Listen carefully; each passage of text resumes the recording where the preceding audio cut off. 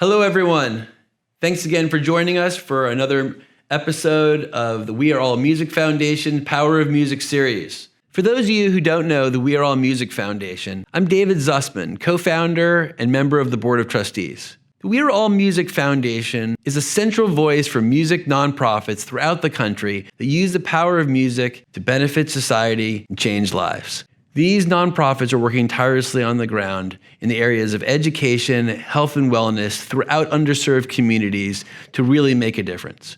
Because we believe that music is not just a nice to have, but a need to have. We've got a great group here today. Stacey Fetter, Chief Marketing Officer from Hudson Yards in New York City. Todd Lindeblad from Lindeblad Piano Restoration. It's always an exciting time when we can bring some of our great supporters together. In this instance, we've got something special we're not going to fully announce, but you'll see it in the fall. We just had an amazing donation, a 1932 Chippendale Steinway piano, gorgeous instrument. And that was sent off to your restoration facility, and it will be finished hopefully at the end of August. I just was there and I saw it coming along, looks beautiful. And it's coming to Hudson Yards in September, and we should have some amazing performances in the fall. I think Philip Quint will be there. I think we're going to have some other great performances, so check that out. We are here to talk about corporate giving, why it's more important now than ever before, how it can impact important social causes, and importantly, the relationship that we've had with you, the We Are All Music Foundation and your corporations, how we're trying to improve lives to benefit society, underserved communities. We're trying to help in areas of education. We're trying to help in health and wellness. We're trying to help people around the world who are less fortunate. So with that said, I want to just dive right into it. And let's start talking first, Stacey, about how Hudson Yards approaches philanthropy in general, and how you think about giving back. Sure. It's great to be here. Thanks so much for having me. Great to be with you, Todd. Thank you so much. I think, we've always believed in the fact that, between public and private partnership, you can achieve great things that actually bring community together, that connect people, that truly make a difference. So tell the audience about Hudson Yards in general. Sure. So Hudson Yards was built over railroad tracks. As a girl from the Bronx, I remember that area. It was not the greatest. There was this opportunity to really build above the rail tracks. And that was a concept that really the city wanted to see for a very long time. Originally, when they put the Amtrak rail yards there, they had built it to ensure that caissons could go into the ground to build a neighborhood over that area. And between a partnership with related companies and Oxford Properties Group and a lot of really incredible brands, we were able to build 20 million square feet, and half of that is open to the public. So It's a lot of public space, a lot of gathering space for music and arts and culture and conversation. And it really is a community. It's really a community. We were there in May. We had a great jazz band performance, just highlighted the charitable organizations that we give to, and you could just sense that it was a community. I mean, we have a farmer's market, we have, bands playing, we have exercise classes outside, and there are people in the buildings, there's people swimming laps, there's people going to the shed. It's just this incredible beehive of excitement. And, New York is about intersection and is about this fabric that brings everyone together. And I feel like, we've worked very hard to welcome everybody to Hudson Yards and bring that energy to life. And music has been an incredible component of that and super important to us. Absolutely. Hold that thought. I want to talk to Todd. Tell us and the audience a little bit about your family's journey and how your business has evolved over time and what you're doing these days. Yeah, thanks, David. And again, thanks for inviting me on the show here. My family's been in the business since 1920. My great-grandfather started the piano business, who then his son, Ed Lindeblad, actually went to work for Steinway after learning from his father, started working on pianos, moved out to Randolph, New Jersey. And it's actually the shop, was actually part of the house that my dad grew up on. So my dad would come home from school, would work on pianos, and he did that his whole entire life. And then growing up, my father also had a shop attached to our house, and then eventually that expanded. And now we have a restoration facility that in Dover, New Jersey, close to 30,000 square feet, where we restore around 250 pianos a year. Wow. No, it's an incredible facility. I was just there 3 weeks ago, checking on the progress of this piano. Tell us a little bit about this piano that we delivered to you, and how this evolved our relationship and your desire to get involved with the foundation. Yeah, so you sent us a 1932 Chippendale, so very rare design. It's a French Provençal, has claw legs, and absolutely gorgeous piano. It needed some love. I mean, it was pretty worn down from being 90 years old. But right now we're halfway through in the process of restoring it. And once it's done, it's going to look and it's going to play and sound like a brand new Steinway. And what's interesting about that is that in many ways we're transforming a piano the same way we're transforming lives. It was when I thought about it in the very beginning, I'm like, we have to do this because the imagery and the type of people that can play on this piano at Hudson Yards in the fall will really showcase it. And you do how many restorations a year? Yeah, so approximately about 250 pianos. Half of those will be heirlooms that people have had in their family for a very long time that we'll restore. And the other half will be people coming to us who are looking for a Steinway piano. And rather than buying a new one, they can buy one that's restored. How do you guys think about giving back? How is it ingrained in maybe the culture, how your employees, and things you've done in your family for a long time in general? Yeah, I mean, I've been very blessed to have been brought up in a family where that was kind of growing up, like you give, you share with what you have. You don't just keep to yourself whatever you have. So I've always been raised with that type of mindset, which my dad, I guess what's been passed down through the line has been piano restoration, but more than that is just trying to share and to help other people. So we're very excited with the opportunity to restore this piano, but not only restore it and make it look beautiful, but be able to, give this marvelous instrument to your foundation. And that way you can take that and raise money to help those that are in need. You were saying earlier about really showcasing the nonprofit organizations that we support, right? Which was a big reason when we spoke about how, why Hudson Yards, why this amazing stage.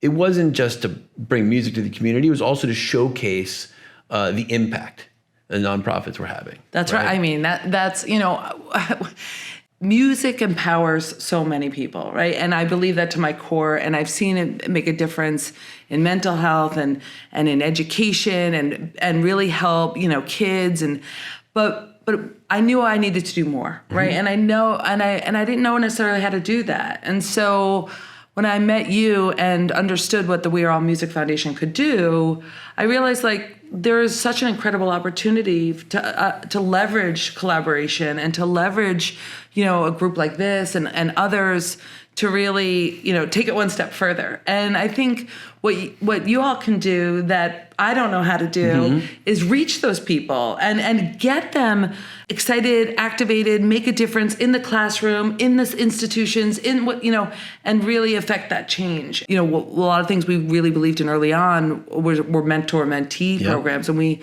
focused on that with artists and chefs. And then when I heard that you were doing that with kids and music, and I was really excited. And it actually brings me back to what, your dad and, you're a mentee, you learned, and it's just, it's an incredible thing to be able to pass that on, I think, and help the kids and bring everybody up.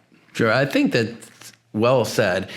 When we spoke about a lot of these groups, there were some interesting things we talked about. Groups like Guitars Over Guns, this mentee-mentor getting together, it's not just about notes on a page and teaching music. It's about confidence. It's about life lessons. It's about being there for people that maybe don't have the fallback network. And so music has a way of really accessing people in a way that other areas haven't been able to do. It brings out an ability to really push forth the concepts of social emotional learning and to really guide people and allow them to be the best that they can be.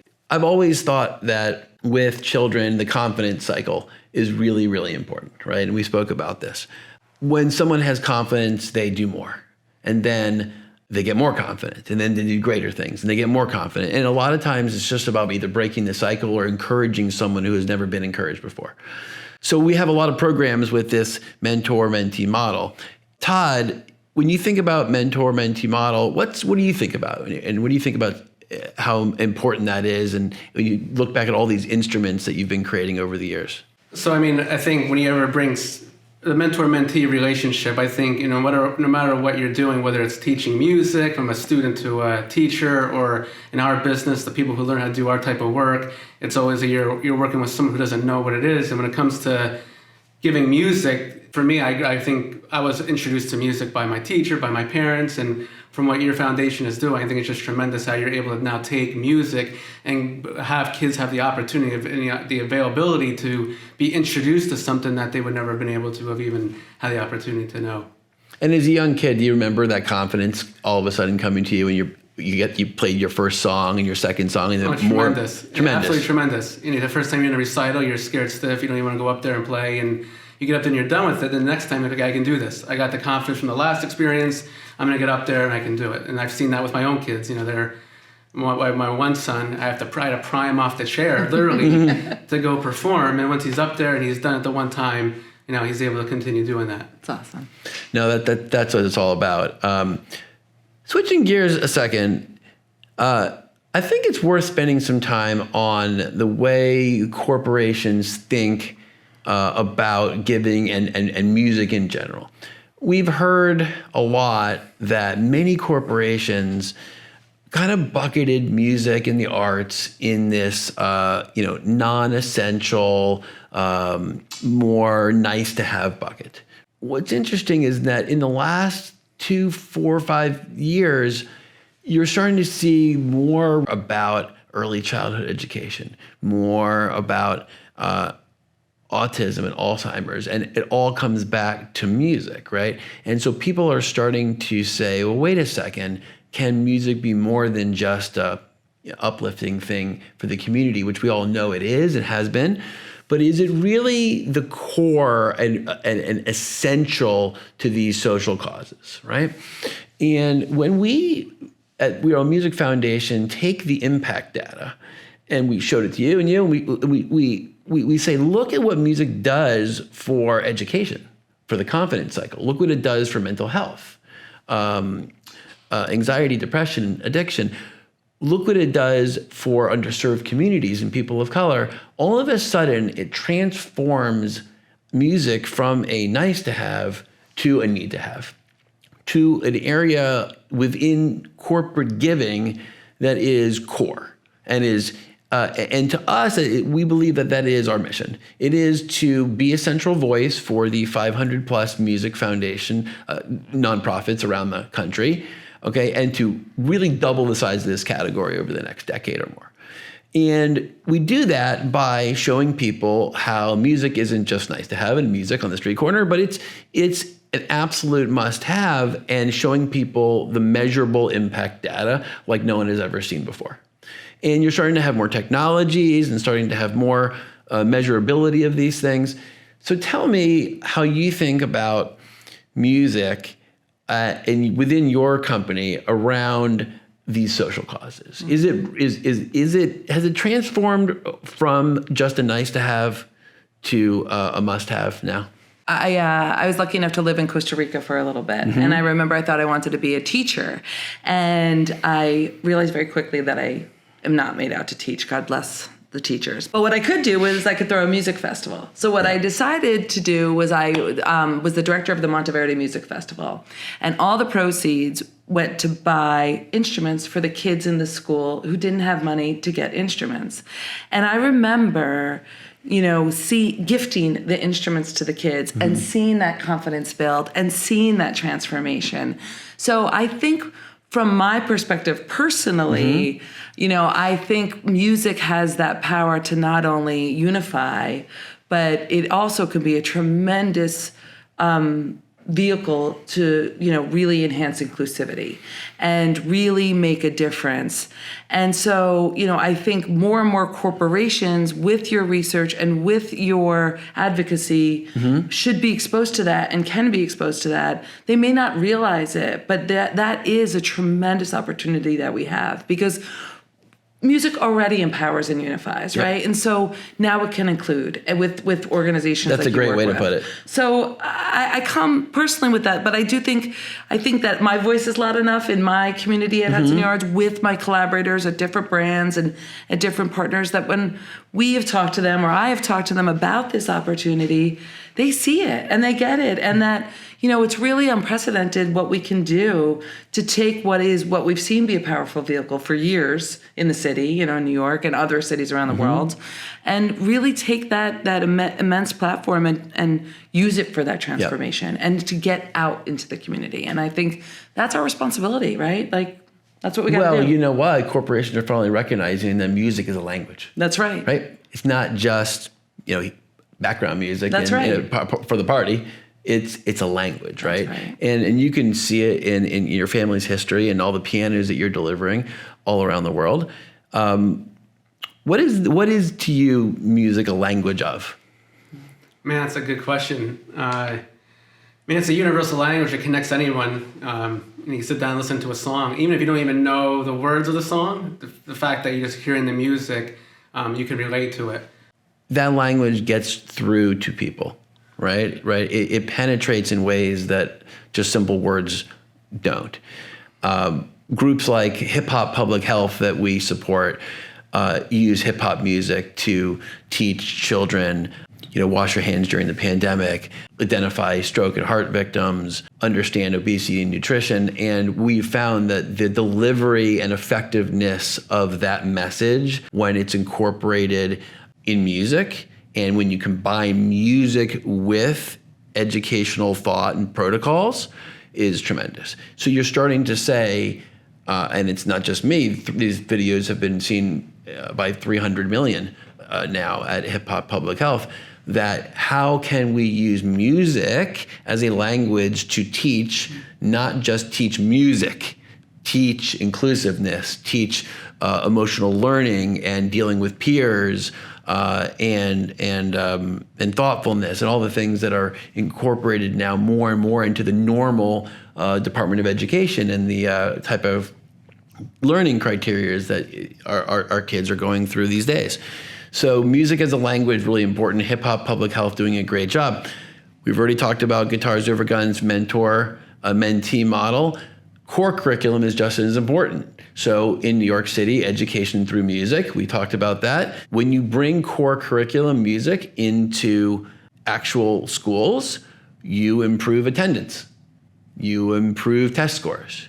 You stimulate the brain in ways that have never been stimulated before. So it's almost like we could have had an entire episode and not actually talked about the playing of the music, right? It's what the music does. That's right. It's the impact. That's right. Right?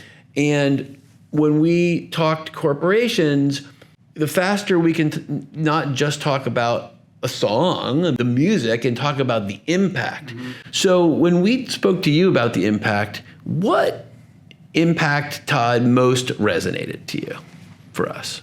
When you shared with me all the impact that you were doing, I didn't even know that was possible. I knew there was probably someone or some organization that does what you do, but when you shared the amount of impact that your organization is having, to Stacey's point before, I was just kind of blown away. I'm busy here trying to run a company. I'm trying to manage our employees and trying to make sure our piano gets delivered safely from point A to point B. And here you are thinking, what can we do to help the underserved communities? And for me, I sit on a board of a coffee shop down in Richmond to help the underserved communities, to help people who can't even buy a cup of coffee. Mm-hmm. Can come in and we'll give them a cup of coffee and help them get connected with people in the city. And you're doing that. You're looking for ways of how can we help people through music. I thought it was fantastic. So while I'm busy doing what I'm doing, you're busy thinking about that, and I wanted to know how I could help. And help you have. The partnership is really important. I have to tell you, I should be sitting here mostly thanking the two of you because we can't make this impact without corporations, right? The reality is the bulk of the real dollars that can make a dramatic size transformative impact will have to come from corporations, right? We're interested in taking what's about a $200 million category, about 500 nonprofit organizations, and doubling that over the next decade. Not just in money that we grant to our best in class that we've identified, we think can scale across the country, but in providing them, the rest of the music nonprofits, with guideposts and technologies around social emotional learning, best practices, bringing people together. We cannot accomplish this without corporate dollars. right?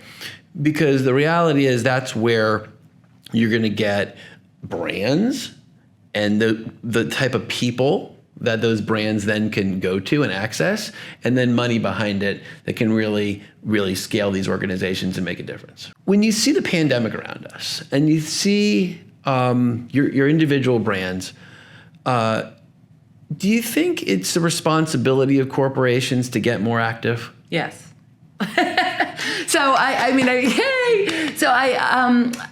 I think if you put your head in the sand at a time like this, then, think about the kids, right? Like we are at this place where individuality, identity, opportunity are all there. And but they're also coupled with an unprecedented isolationism for our upcoming kids, right? Like they're going through so much with being apart, and how important it is for social emotional learning, and that they're missing that, and showing up for them and helping them sort of get into a better place. And hopefully when we're all done with this, the opportunity to change the diversity and inclusivity, and really make differences. That conversation is open now, and it's I think our responsibility, both personally and, if you can, corporately. Not everyone is empowered to do it, and I understand that, but if you are from a corporate standpoint, take that and affect the change. Realize how lucky you are. We are so lucky to have that opportunity to be able to make change, to work with private and public and city organizations, to work with schools. And, if you have that opportunity, make it happen. And don't make it a side hustle, make it part of the hustle, and I think that's, I feel obviously very, very strongly about that in everything I do. And I always have, because I'm self-aware aware enough to know how lucky many of us are. And so I think, the pandemic aside, I think our society has gone through a transformation that we have to empower corporations. We have to encourage corporations to get more involved than they ever have. Oh, thank you for that. Sorry, I'm all fired up. No, that's good. We want you to be fired up. There's lots and lots of other corporations that are in your 20 million square feet? Yeah. And that think the same way. They, rise up. Todd, the donation of this piano, the work, the labor of it, and I met many of the people who are actually literally working on this piano when we toured your facilities a couple of weeks ago. That piano that we're going to auction November, December of this year, after it goes through significant performances, and we're going to use that piano to showcase nonprofits in Hudson Yards. Ultimately, that's going to go to an owner, right? And hopefully that owner will be able to use it, maybe for their kids and so forth. But that owner is also going to provide money to this organization. And that money is going to go to, believe it or not, support either an entire new music program at a school, hundreds and hundreds of kids, creation of educational videos for really teaching kids societal lessons, many, many mentors supporting many, many more mentees. One of our other groups, Musicians on Call, brings musicians right to the bedsides of patients, which lifts them up and hopefully gets them out of the hospital faster. I could go on and on. It's going to be one piece, obviously, of an entire appropriation that we go through, but it's significant. So, one, I thank you so much. It was always interesting. You talk to some people and, they say, okay, well, how much do you want? You'll write a check, right? But it's not just the money. You see, what we can do with the piano and with your space and with the showcase is we can reach millions and millions of people. I mean, how many people come to Hudson Yards every single day? We're back up to about 45,000 people a day. So let's talk about equity and access, right? Because Hudson Yards was built in coordination with the city as a public space. And you're, in talking to me, Todd, was always about well, how do we get these pianos? How do we get this music into people who have never had it before? How do we reach people? How do we reach? You saw all throughout the pandemic, things going on around equality and Black Lives Matter. You saw a lot about it. We know that our nonprofits are reaching people in general of color and all backgrounds.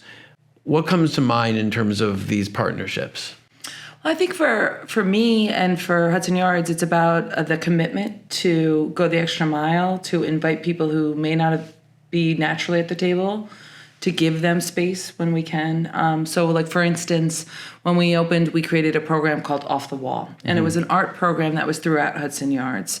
And we really made an extraordinary effort to invite people who may not know about these programs, may not know that this is a platform that they can put their art, and we invited them to be part of it. And I remember one young woman said to me, more people have seen my art here today than they would see at the Met. And now she is at a different place. A lot of the people that we've had entertain, or come and perform at Hudson Yards, it elevates their career. It becomes a global stage, and so I think it's that commitment to invite and make that extra effort, to invite people from all around, mostly the city, to be a part of it. And I think we've been really bullish about that. We've also had things like hiring in education networks, back to the mentor-mentee, hiring from our local community, inviting people in. We've had a Westside Community Fund, which gives grants to local businesses. So really just trying to implement things that invite people to be part of the place, enjoy the place, show off, make money, small businesses. And then learn from it and try to enhance those programs. And then, of course, it's critical, to partner with organizations like We Are All Music Foundation, because you help us get to communities that may be marginalized and not used to even being in Manhattan. Maybe, they're from the Bronx, they're from Brooklyn, for Staten Island. They may not feel comfortable there. And, I think that you help us reach those people and invite them to be part of it. And, I know enough to know that I don't always know the right places to go, but I can partner with the right organizations to get me there. And I think that's what you have done and you'll continue to do in our partnership and our collaboration. So I thank you for that. That's fantastic. So everybody, weareallmusic.org. Come to the website. Please donate. If you're a corporation, you want to learn more about our organization, we're here for you. We want to think creatively. We want to understand how your message resonates in the world, how we can be additive, how we can reach people who have never been reached before. We want to make connections. Oftentimes, our donors are working together. We've been able to create partnerships. We've been able to reach people we haven't been able to reach. So please call us and get in touch and attach your brand to ours, partner together, build something special, make a difference in the world. That's what we're all about. So again, please come learn more about us. Visit Hudson Yards, look at Lindeblad piano, put a nice one in your house. And come to Hudson Yards. See the phenomenal this collaboration. This collaboration is going to be showcased in real life. In real life, right? In the middle of September, and performances all throughout September, October, into November. You'll see it firsthand. You'll see the charitable organizations and the piano and us work together on the ground to make it happen. So thank you for joining me today. Thank you. Appreciate it. This is great. Super fun. Thank you. So thank you for joining us today. Please remember to check us out at weareallmusic.org. You can also find us on social media, LinkedIn, Facebook, Instagram, TikTok. Please get in touch with us if you want to get involved, and tune in next time for episode 6. Thank you again for joining us.